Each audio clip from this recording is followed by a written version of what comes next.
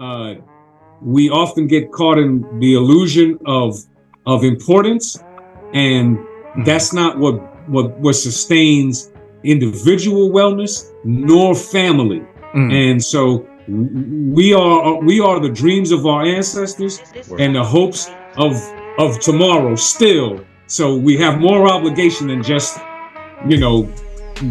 trying to run for the wrong thing. So build on up, follow your passions, bring your whole self with you. Right there, it would have been a nice time for the drop. Right here. We can do this here, watch me rock the flow. Killing it a must, never optional. Spent guys at the crab table, still ain't signed to a rap label. DVD when I ain't have cable. I got balls, he ain't rap able. A 6D for me is mad fatal. Can't see me like a bad angle. Absolutely, ain't going nowhere. We will be forever and ever and ever. Peace, beautiful family. This is Dr. Walter Hidalgo, and this is the Know Thyself Show. We're getting off the podcast. It's much deeper than that. The Know Thyself Show utilizes the metaphor of the shelf in order to extrapolate the self. And the way we do that is we invite guests to come in and share something about themselves. And before I introduce my guests, let me just pause, get through this agenda because I'm excited, I'm humbled.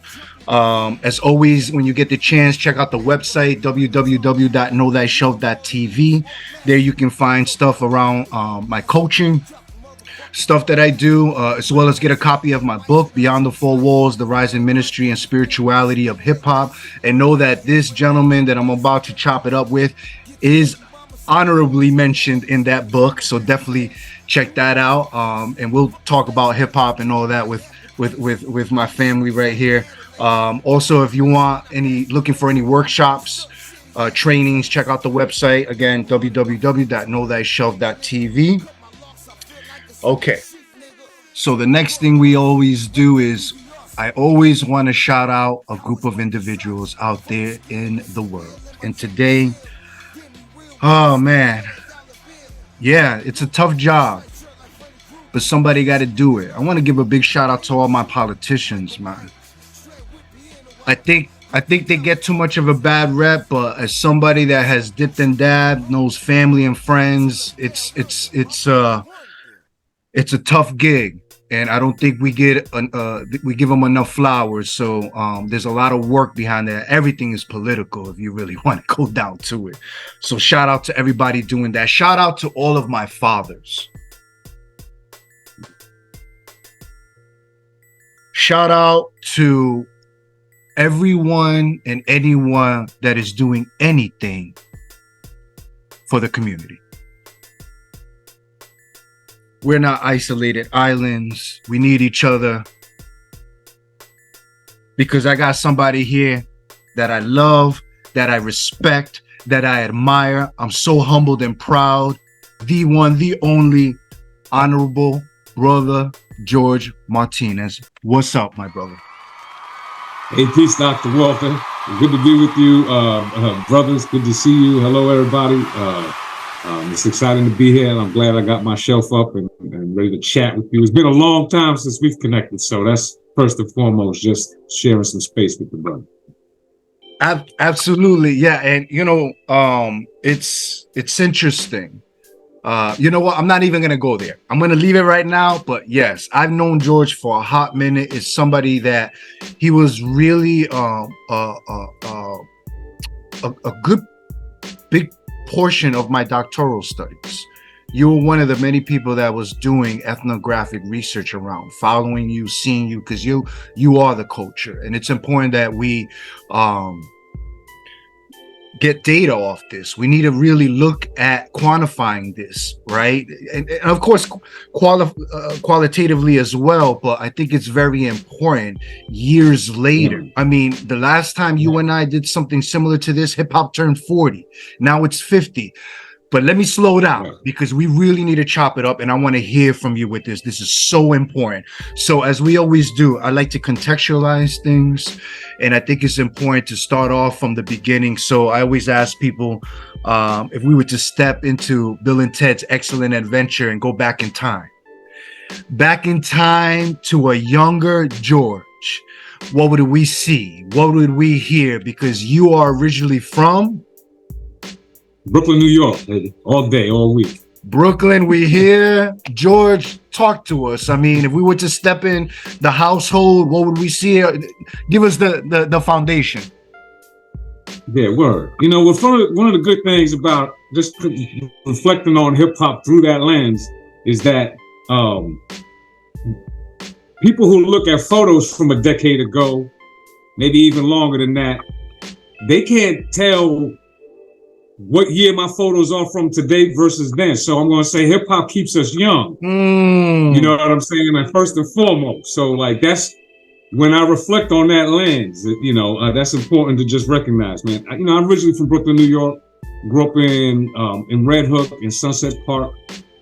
Is one of my foundation. I tell people that when we reflect on hip hop stories or narratives, I tell them that I come from before we called it hip hop, when we just were elementalists. We were just the community people, elementalists, people who were connected in some way, shape, or form to an ethos of the space making, right? You know, like the place that we made drew us in, and we either had elements or we had some way, shape, or form of a value connection to that space. And so that's where I came from, that space, originally out of New York. And, you know, was always just connected to grassroots organizing, different various things out in Brooklyn, the underground hip hop journey. So, you know, I've had an experience kind of from the streets to the beats, to the ballad, to beyond, you know, and I've just had a remarkable journey from that, you know, as an educator, as an elected official, as a diplomat. It's kind of hard to explain it without sounding like superfluous, you know what I mean? So like without sounding overindulgent.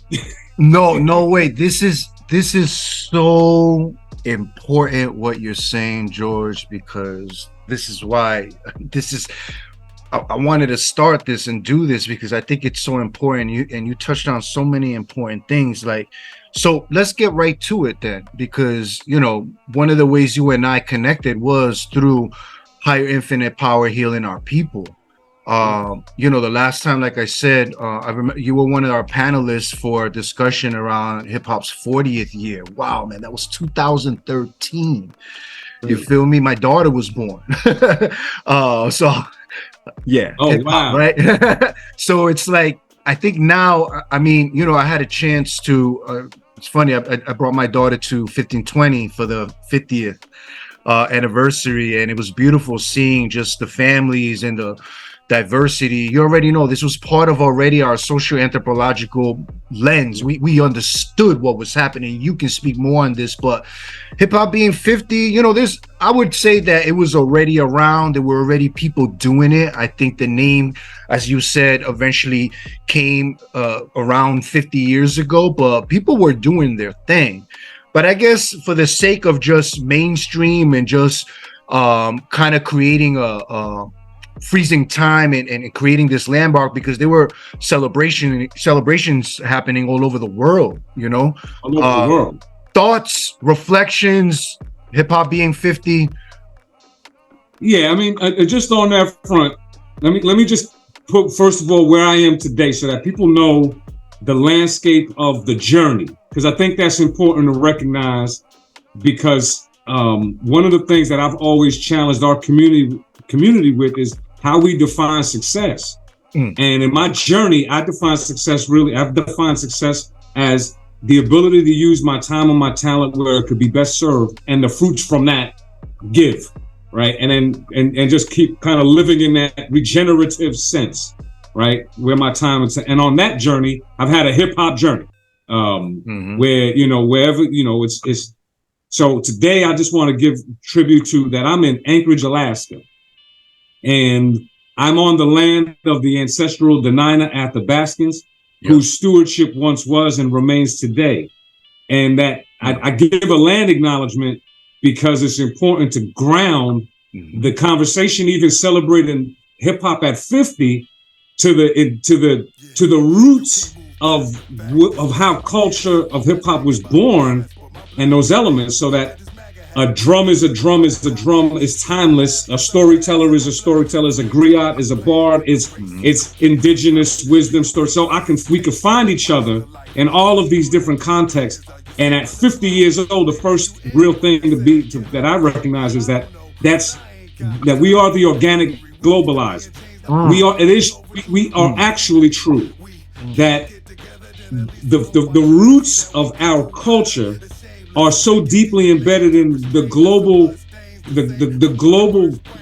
connectivity, things that connect all cultures. That's the reason it lands the way it does. That's the reason that despite even our own internal identity struggles across the 50 years, where members of our community, the Black and Brown community, who were leaders at the time of our emergence, didn't understand it to their own journey. Now that's a deficiency of the way they were educated through kind of this American landscape. I think we've helped reorganize that too. So I just give that contextualization. I'm here in this journey, landed in the subarctic, the Arctic basically. And today I am an elected official. Again, I was originally elected a long time ago in New York City, but on my journey, I've been elected as a member of the Anchorage City Council, basically. We have a different name. And so for me, again, it's where time and talent are best served. And that to me is the epitome of the journey of 50 years of hip hop, when I knew that people saw us as, even with our own leadership, people to be targeted. I mean, God bless Al Sharpton, but he was out there with C. Dolores Tucker, and they had the steamrollers ready to roll over rap albums outside of Time Warner. I was there. I remember that. Facts. I was there, right? But when I graduated high school, between my journey, I was in the studio at Firehouse Studio, where a group from Staten Island was trying to rename Staten Island Shaolin, and they were recording their demo and mastering it with Carlos Best, the engineer, right? So there's that kind of creative culture. I was the unsigned hype in a Source magazine in 1996 with a group called Ground Zero. Now, Ground Zero turned into a different, altogether reality as we hit to 9/11, as we hit to kind of the global kind of dynamics. But having front row seats, being a part of the culture, I just knew that there was more in my heart, again, about time and talent, where I could be best. I didn't know the language for that, but that kept me perpetually evolving into different spaces. And the political, which gravitated me early on, was just the recognition that if we could throw a party, we could affect the outcome of an election. That if we had the power to transform a sidewalk with a cardboard box, we could transform institutions the same way. And so the way to think of remixing, regeneratively recreating our lived environment through the organization of people, that's essentially politics. That's essentially what all hip hop organizers, promoters, everybody's doing. Some way, shape, or form. It's how we're applying it. And I appreciate the shout out to politicians, because I see myself in that role, and I hope others do, as mechanics. Because there are institutional spaces that we have to go into to be able to work them from the inside out. But here's the hip hop at 50. Not to become those institutions, right? Like I didn't go along the journey, and I wear suits and I look good in all the different ways I show up. But I didn't journey in those ways to give up where I'm from. It's where I'm from that propels me to where I'm going, and helps me fix and remix and reimagine all the places that we could become. So at 50, I'm still imagining. At 50 years of hip hop, right? I'm still imagining what we can become. I'm still living proof. Look at Do It All. He's the first platinum artist. Now, I'm the first in New York and the urban area. I'm the first hip hop artist elected to political office. That happened in like 2002. But the journey separated, went on different pathways. I became an international operator as an ambassador. But brother, Do It All. But that's building off of a legacy of others Prosper Rocker. That's building off of a legacy, off of creative energy through the Black community, reimagining institutions. So that's what I see at 50. And man, I'll tell you one little story. I was here the other day with some hip hoppers in the community. I called elemental, like dancers and some people, just to say, what's the community going to do at 50? I want to do a proclamation for the city. I want to honor. I want to make sure they know this bridge, this connection, and they get it. You know, we have some real talented people up here. The 2019 Red Bull B-Boy champion is a kid from Anchorage, national. Right, so like we got these talented kids, and I was sitting at this meeting, and the most beautiful thing I saw at 50, and this is how I closed this little part, which was I told them that we were all on the same level in this conversation, without titles or distinctions, right? Like I could come into the level with them, not as a member of the local government. I could bring that, but I'm here through hip hop that we could all see each other, that they could know that their hopes and aspirations, how they see their world today, were ours too. Word. The difference was that we didn't exist for ourselves in the positions of power, because we were still fighting internally, our community, just that we were moving forward. That they could look up and know that there are doctors, there are educators, there are lawyers, there are politicians, there are game changers in institutions that are influencing the world, that have that ethos from where we came from. They could look up and say that there's hope for them. And that's what I saw was the intergenerational conversation we hoped for. That one day, the young people would look at us and see us not as the dinosaurs, but as part of a bridge. Part of that's what I see at 50. That's my lived experience. Now everybody ain't saying the same thing. Yeah. But I still live that. Yeah. No, I appreciate that. And I appreciate you bringing me back, because I want to actually go deeper with the contextualization of Honorable George, because how did the honorable thing happen? Give us kind of a little of that backstory, because I think it's important when we think about hip hop as a culture and this phenomenon, this, you know, you already know I see it spiritual, but I don't think we understand the hip hop politics, the politicization of hip hop and how it's being utilized in different spaces. You got the block by block, the global block. You still on it. You know what I mean? I talk to us about that. Even its genesis, like what kind of sparked that idea in you? Because your demeanor, your intelligence, everything about you could have been working for a Fortune 500 company. You know what I mean? You could have been in a different, but you chose this path. So talk to us about that intersectionality between the culture and politics, and how that's kind of like created your identity. Yeah, I mean, you know, I think about that just from an identity perspective too sometimes, you know, like the way I liken it is, my journey has been, I am who I am. Like I'm already me. And so where I show up is gonna be how I show up, right? And so I was, you know, built from the New York environment, from Brooklyn, from the global melting pot and the pressures of injustices from the Giuliani era administrative times, you know, being the young victim of stop and frisk, challenging all institutions, the street hustle of surviving, of we're gonna make it, there's no way around it. Drop me off anywhere in the world, you know, kind of that belief comes from that real, and I know it, I've seen it, I've traveled. Now the crazy thing is that ethos, that's where we because it's embedded in hip hop, it finds people the same all over. Right. So the person who sees that, they're like, we use shorthand. We say real, recognize real, and all this. But it is a spiritual level. It is a connectivity level, right? So my first organizing started out in Brooklyn through my churches, through street outreach, you know, the revival stuff in the parks. And, you know, going out Coney Island, Sunset Park, Bay Ridge, the big old stuff in those big, nice parks where people used to come and the concerts and all that. And So I have that kind of energy, street experience. You know, and in my family there was that energy, right?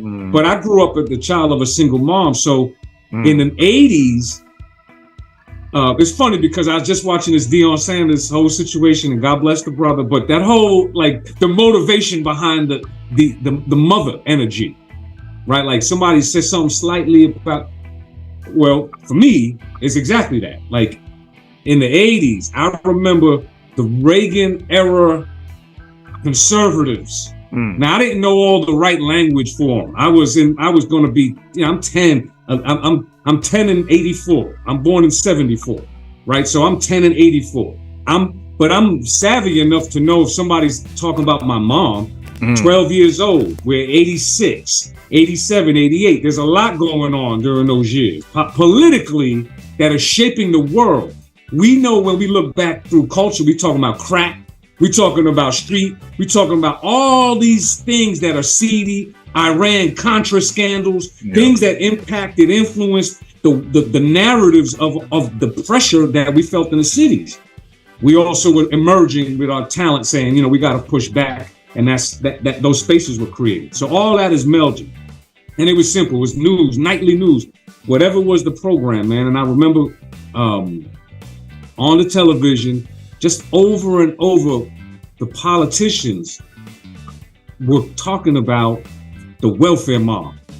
And they would talk, and that's my mom, right? My mother was on welfare. Like, you know, we had to store with the food stamps. It was, you know, it was the monopoly money. It wasn't all this. Right now, everybody got a swipe, and they don't know, you know, look, keep it going. It's all good. I remember that because I remember when my sister didn't want to use the swipe. This is like, but didn't want to use the food stamps. It's like, nah. So I was the one paying, but it's like, that's the environment. So then I heard welfare moms, and the culture of poverty, and all these narratives that I didn't really get, but I knew that I felt in my heart that at some point, because I saw them, I don't know why, because I saw them, because it caught my attention, that because I was alerted to it, I felt that there was going to be a calling at some point that I would stand up and take those cats out. We would replace those that were going to make decisions about people that had no clue where I was from, and that would be part of my journey at some point. So I just kind of always felt that, always had an eye. So registering people to vote, right? Voter registration, political literacy, building knowledge of the process. That's the way I started connecting that outreach, organizing, political literacy. And so Hip Hop Association, shout out to Martha Diaz.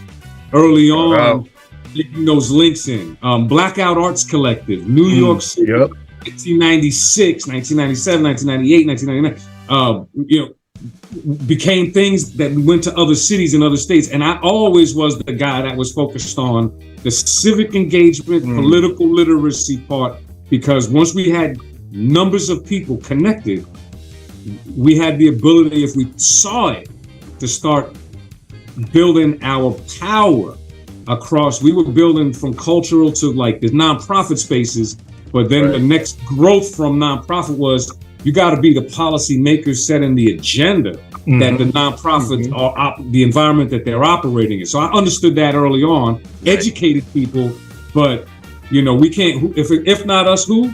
If not now, when? So I saw opportunities to both run to get elected and also run as direct action of grassroots organizing to inject knowledge, energy into the process that helped me bring people forward with it. So I've been just doing that for a long, long time. But out of New York, originally got elected the first time in 2002 as a Democratic district leader in Sunset Park, that part of Brooklyn over there, a little part of Red Hook too. And very different nowadays. Super fact. Every time I go to Brooklyn, it's different. I can't even recognize it. And that's the thing about places and cities and that energy is that you had to be able to evolve. It was always evolving. Fact. So if you just have a 20-year look, it's macro, you know. But if you're living it and you're evolving a lot, and people are learning and they're growing, and that's the beautiful thing about growth that I've experienced, that I was able to bring with me wherever I went, those experiences from New York. And I love and perfect layup because you already briefly mentioned this, but I really want to talk about this because I also think this is very important, given the globalization of the world. You know, everything is interconnected. I think, you know, we're dealing with a migration issue. You know what I'm saying? Or I don't like issue. I mean, you know, there's the push and pull theory. People migrate for different reasons, you know what I'm saying? But I don't think we talk enough about internal migration. We got a Brooklyn boy that went to Alaska, yo. I mean, I've never been, and I will go, and I want to go, and I can't wait to go. Oh, you're ready. But I don't know too many people. You're one of the few people I know from Alaska. I think my mom told me we have a cousin living out there, but I talk to us because, you know, people are transitioning and it's interesting. You know, you bring who you are to this different space. So you might shift the ideological, theological, you know, landscape of these places when you get out of these different spaces and places. You're influencing, you're out there, and you're bringing what you already know. You know, if you can make it in New York, you can make it anywhere, sort of mentality. And I think politics is no different. So now I want you to talk about that, like, why, how, without, you know, whatever you can share. I know there's personal stuff. It's a big decision, but you know, somebody out there wants to go to Alaska, so I guess maybe this is a good opportunity. Well, you know, it is part of my hip hop story, right? So, and the international story. I mean, in 2007, so when I say ambassador, let's just go back and connect on that. I believe I was the second hip hop ambassador after Tony Blackman. Oh, shout out to Tony. Tony Blackman was doing the hip hop diplomacy missions over to different countries in the African continent. And then there was an opportunity to do diplomacy work in the Western Hemisphere. And the diplomacy would get back to my roots. So now I'm a university professor at this point, kind of in the city college system, and a hip hop head, deeply connected, you know, in New York, meets the political guy. So it was like a convergence of all of that. But I was living overseas already, right? So I started to leave on my journey just out of wanting to expand out of New York and really get a sense of my own health, my own wellness, psychological wellness, physical wellness, so that on my journey, before we left and started becoming you know, you're in New York, we're in New York, it's like, there's so much going on. I was the assistant director of intergovernmental relations for the New York State Attorney General, hosting events in the community, building with the community still. So I had achieved a level. My wife at the time we got married in 2004. We married 20 years next year, man. Oh, that's beautiful. Wow. What a blessing. Met on a blind date outside of Gray's Papaya when it was all there. When that was normal. Everybody who knows. You gotta be there. Where we gonna meet? I see you at Gray's at 30, you know. Yeah. Everybody knows. So back in the day. So but I just felt like there was more calling in my journey. My physical body was getting a toll taken out, and we were achieving. So when we left on our journey and started leaving, we went to Honduras first. My wife's right. Yes, because your partner's from Honduras. She's a Garifuna. My wife is Garifuna, the Afro-Indigenous people of Honduras. Yes. So we went to Honduras, one-way tickets on our honeymoon kind of energy. We left our jobs in New York and went on a prophetic journey.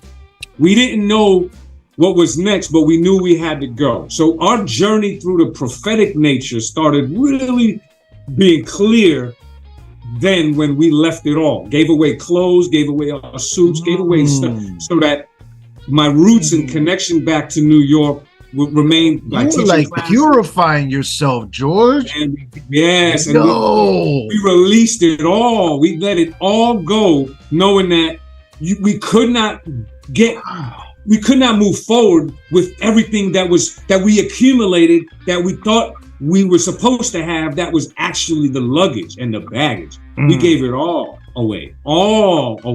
We've done that at least multiple times on our journey, but that was the biggest time, right? And so to understand how to get to Alaska, like, you really got to know that we already have had journeying in our energy. So we became the global block by default of knowing that what I saw clearly was that I didn't leave also to try to change anywhere.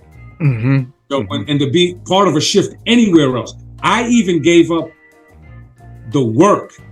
I gave up the work and just focused on listening to God, listening to the spiritual energy that was going to where purpose was going to derive for me. So I gave up work. I remember all those conversations.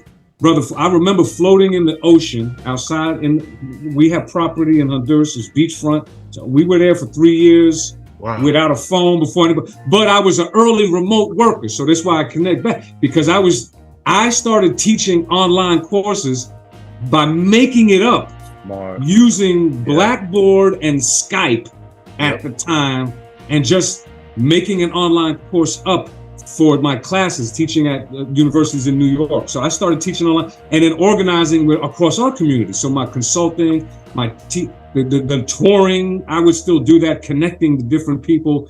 And so I remember when Rosa Clemente was running for VP and she was considering that choice, I was on a Zoom, or no, it was no Zoom, it was Skype. I was on, I think, the Skype, but I was in Honduras on the Zoom, connecting with the national conversation with her, saying, giving guidance and suggestion early on as part of that think tank. So those relationships. So fast forward, I'm at a hip hop conference in Orlando, Florida in 2007, moderating a panel discussion with Chuck D.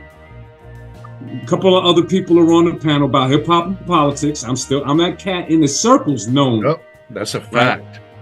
And but I was coming in from Honduras.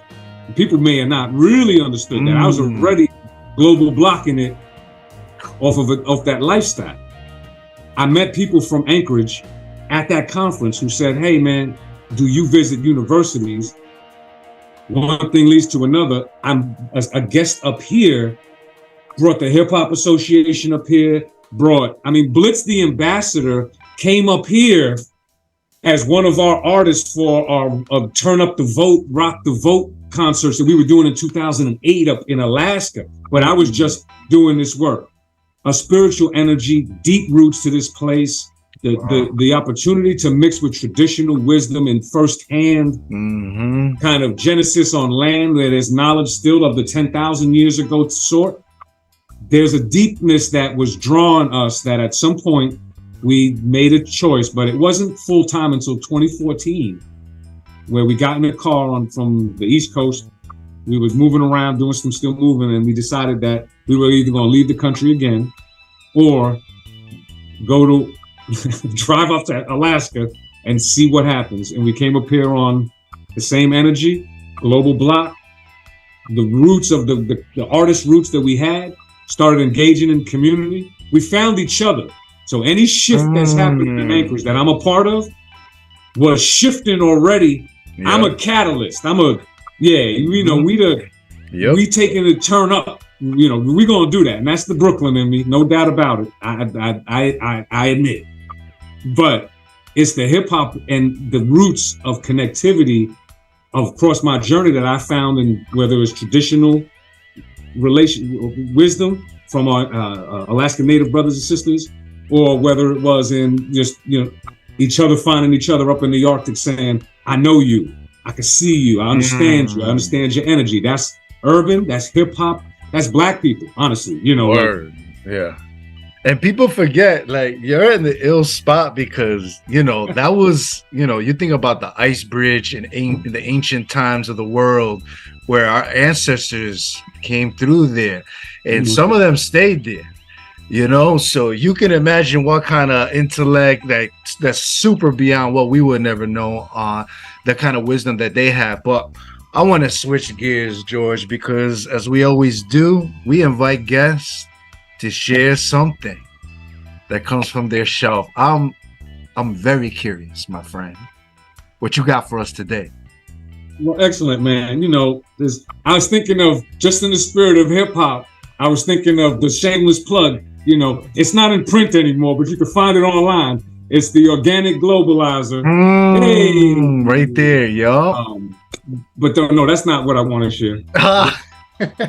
No, it's cool. I'm working on a new project. I talked with you. I'd love to build with you on the Organic Globalizer was originally published 10 years ago as well. And so this is the Organic Globalizer, hip hop, political development, and movement culture.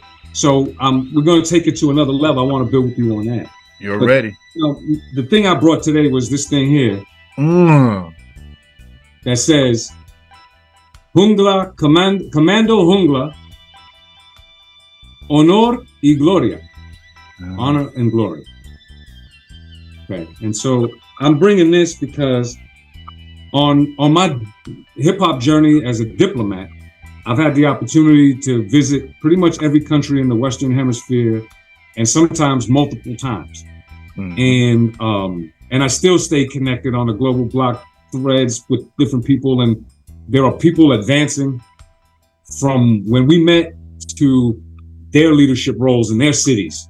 So I've seen that and stayed in that kind of mentorship way with a lot of leaders who have emerged across these different countries. That's pretty beautiful. There's the future is still bright.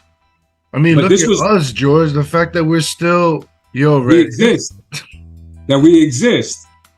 Well, this was from a day on a journey in a place called Tumaco, down in a part of Colombia, where is very Afro-Indigenous, very much more the Afro population, the African root population, but it was also on the borderline of the territory that was basically hot zones with guerrilla warfare and the FARC at that time. Okay, and we happened to be in that community doing some work. And I remember that I was doing work with the police, who at the time, where I was bringing my stories of NYPD, helping law enforcement in different countries not make the same mistakes with their young people. While on the other hand, I was focused on educational institutions, bringing things like the Hip Hop Education Guidebook from the Hip Hop Association and other resources so they could know how they could work their curriculum a little better. While on the other hand, I was working with the kids and the young people in the hip hop community directly, creating music and creating space. So one day we were supposed to hold a workshop with law enforcement. We did this work with the young people, and on the way to come to us, there was a grenade attack on the Jeep and the motorcade of the law enforcement police, and they're usually young people who were a part of these detachments. And there were injuries and people got killed. And so our program was shut off, high security on alert, because, you know, there's like this diplomatic element in a region that now has had an attack. So I'm there, you know, we got the street passport all day, but we're still riding in armored vehicles, basically, with, you know, Marines and others. So the soldiers from down there, seeing our just concern and connection and understanding of the roots of humanity meets their journey, their Green Berets gave this to me as a symbol of our commitment and courage to being in that area, that knowing we were the first cultural diplomatic mission to this zone since it was changed as from totally no-go to just red. Now I think they put it back to a no-go, but we went in on a red zone. So it was like not common. But because we did that, they saw that, and that bridge was built on just the human. You came to our area and we recognize you. And that's how the culture worked. And that's what this thing means to me. And I still carry this. This is, that was probably in 2000, at least 13 years ago. Wow. And I still carry this with me. I don't even wear it out. I just leave it on my shelf or in a drawer right here under my shelf, and as part of my artifact. Because that's the other thing I learned. You said this earlier, you got to document and keep artifacts. Archive, yep. They will say we didn't exist. Facts. We left them. I gotta ask, so, because I'm just, wow, like, I always ask my guests, and I have to ask this to you. There's a young George, male or female, whatever, that's out there right now. They're listening to you, and, they're up and coming. What piece of advice you would give to that young person that's trying to follow your path?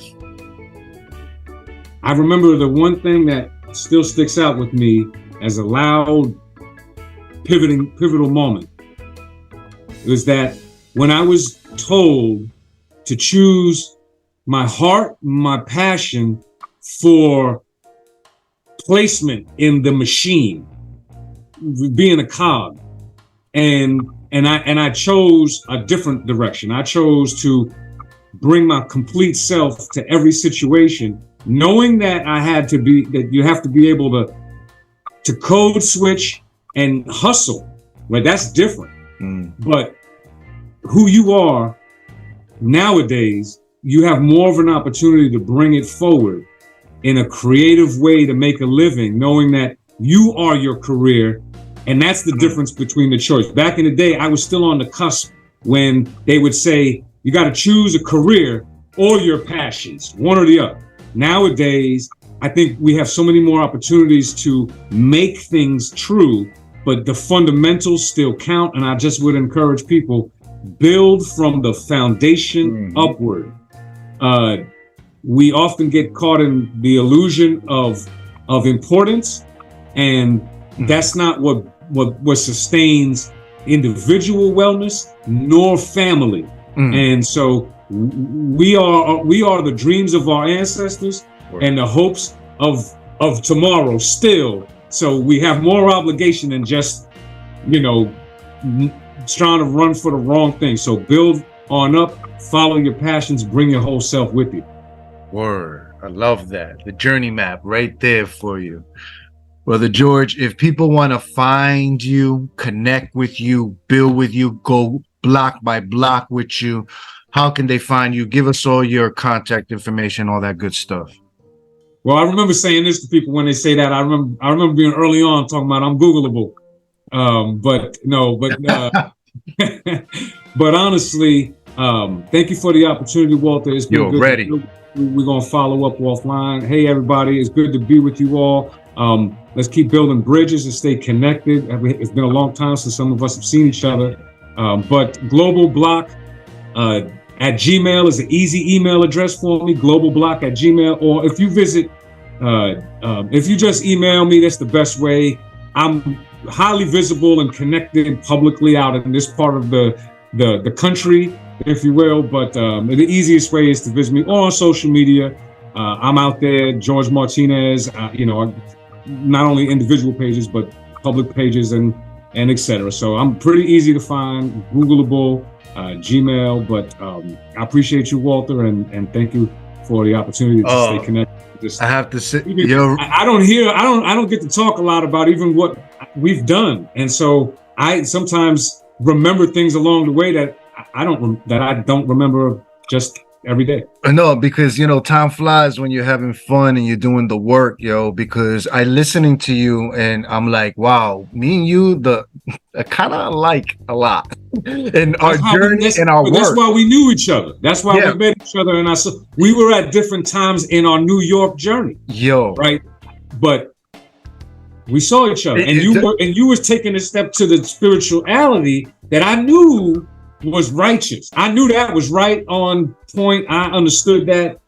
My conversations with people like Minister Server down in Atlanta nowadays. Shout out, yes. We were building on those narratives because it's a holistic understanding of the culture. And shout out to KRS-One because he's always understood that spiritual aspect of this thing that we of our culture and ourselves. So word up. No, Honorable, I gotta say, Like I always tell my guests that you're no different. You know, Nori and the Drink Champ, shout out. He always says that Hey. you got to give flowers to people while they're still alive. So I want to give you your flowers, your daisies, your roses, your dandelions, you know, because I'm just proud, man. Just the human being you've become, the work that you do.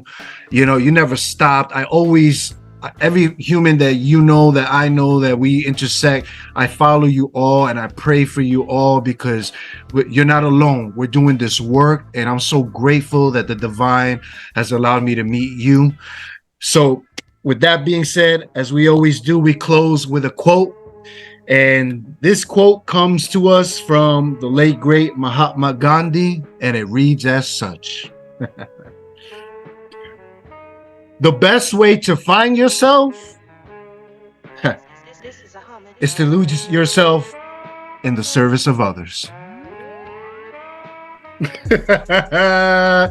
Peace, family.